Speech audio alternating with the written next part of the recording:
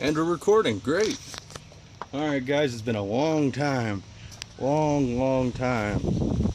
This is Jed Scott, or Big Duo as my account still should be. Times have changed. I've got sideburns and a better goatee. I don't know how my hair looks. I just got done driving. But this video is not for me, or for the satellite, or for the Javelin. It is for this. Our 1970 Charger. Ratty Street Freak is what we have dubbed it.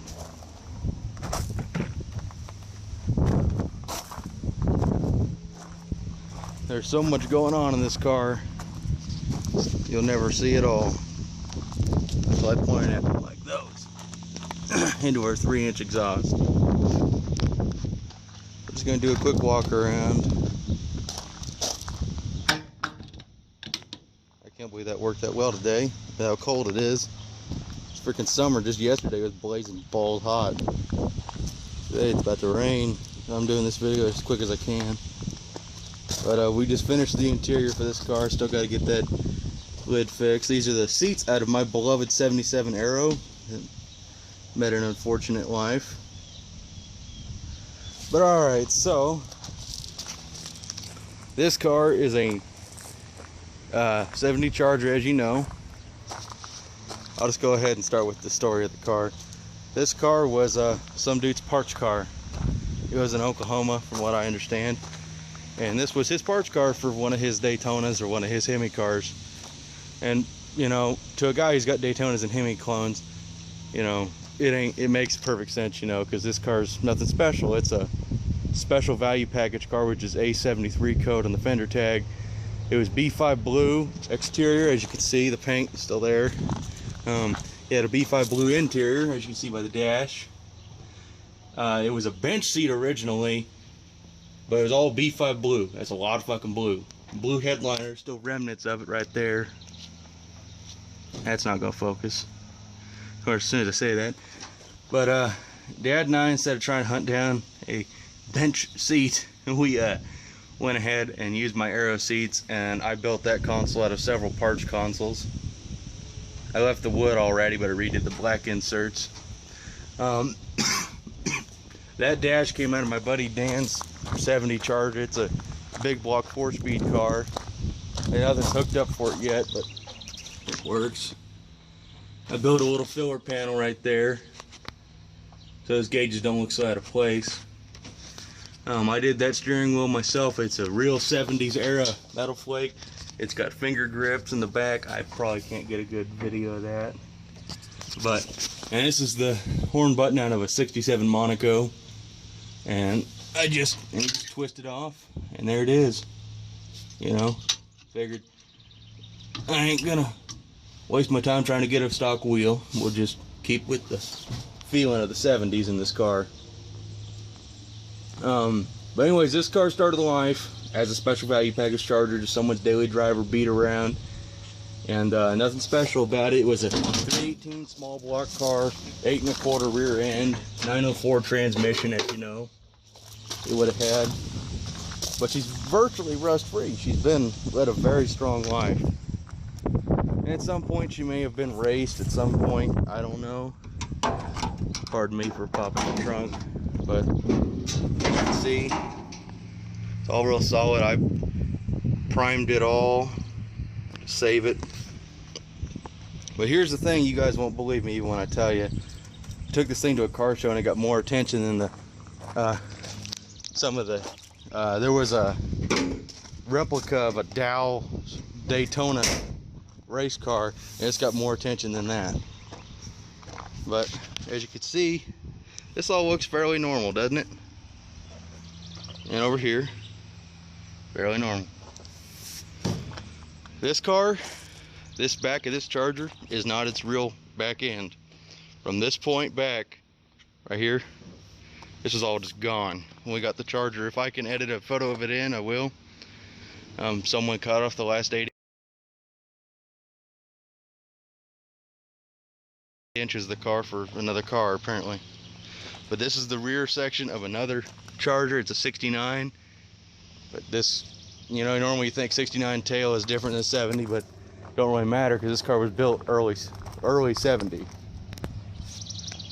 But yeah, and so that much would have been missing, and Dad and I always said there's no way we could ever afford a Charger like the one he had in high school, his 69.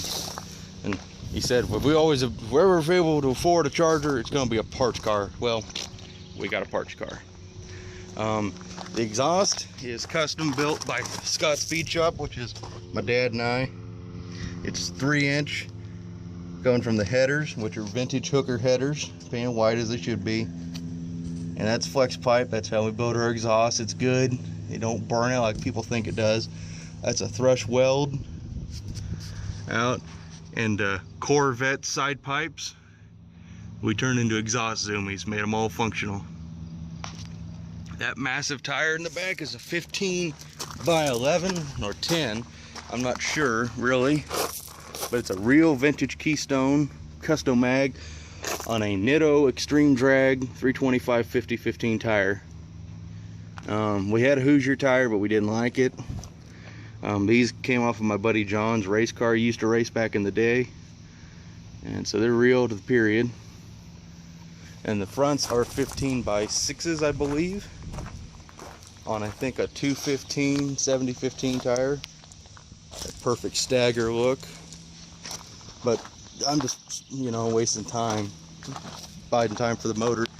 That grill is expanded mesh out of a rock crusher that my dad works on. It's real stainless steel. That probably the most expensive grill you ever see. That's more expensive than a Charger grill, and he gets it for free. What I mean, I made this scoop in homage to the dually air scoop you see on speedboats. I couldn't afford a real aluminum one, and I wanted to cover the carburetor, so I made one myself out of steel. Just these two nuts, you undo them. And this car has a lot of points pulled from the Crusher Camaro and the General Mayhem from Roadkill, as I do love both those cars a lot. But underneath there you see two Demon carburetors, or Street Demon 625s, and that's on a pre-production Wyand intake, real 70 stuff. Doesn't even have a patent number yet. Pop the hood and you unveil that. Here's a 440, date coded 1970. Right here on the pad, at least, it's an F70. It's an HP motor, but on the side of the block it's stamped for 1969, so it's almost like it could have been the motor for this car. It had a little oil leak there, so don't mind the headers, but that's all original, man. That's 70 440, real 440 from that era, steel crank, everything. We put 5/16 heads that we worked. Well, I worked myself. I do that kind of work. Made them where they flow right, so it's about 11-to-1 compression. It's got a Hughes whiplash cam. That's a real Mountain dual point distributor, rocking dual points, because we don't run electronic ignition or any of that bullshit, into a ProMaster coil from the 70s, into a old school voltage regulator, because we don't use modern stuff, minus this aluminum radiator, because that's a dead given, you have to run that. Sorry about that, the phone quit on me, so I'm back here, and I didn't get to show you guys me starting the car. So we're just gonna put the key in the hidden ignition switch, which is not underneath the dash, I promise. Come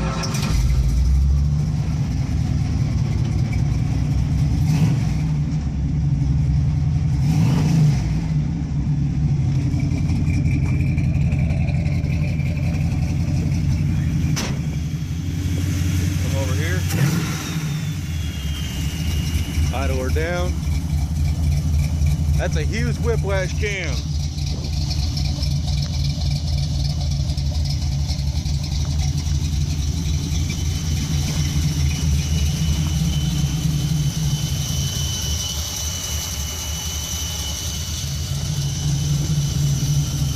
Got a real nice melody to it. Flop, blah, blah, blah, blah, blah, blah.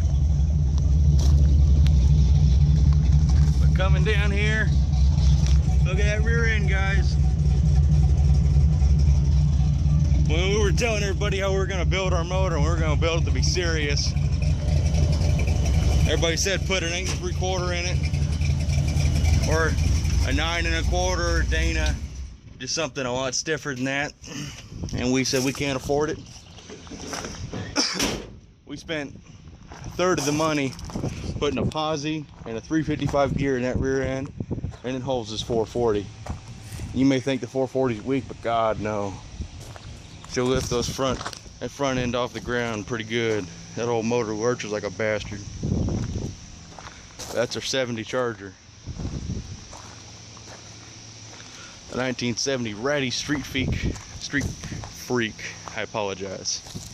I get excited over that car. Of course, the Satellite, you all know. I have to walk over here and show you guys the original hood, how good a shape it's in. Minus, you know, surface rust. That's the original hood off of the car. And underneath here, an old Holley sticker. But now you've seen my Charger. Oh, my dad and I's Charger. I bought the shell, I bought the motor, and I bought all the little things.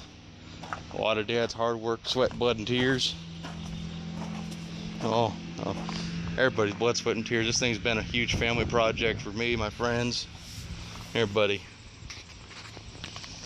It's been humbling to see the kind of reception she's gotten from everybody. I can't wait to finish the interior, put windows in it, because that jackass robbed the windows and all the regulators. If I ever find him, he better hope I never do find him. We had to put a back glass in it, but I run octane booster with my engine. It smells like candy when you go down the road. But I just wanted to share this with you guys. It's been a long time since I made a video, and I figured now I got something cool enough to show off. This is Jet Scott signing off. Thank you.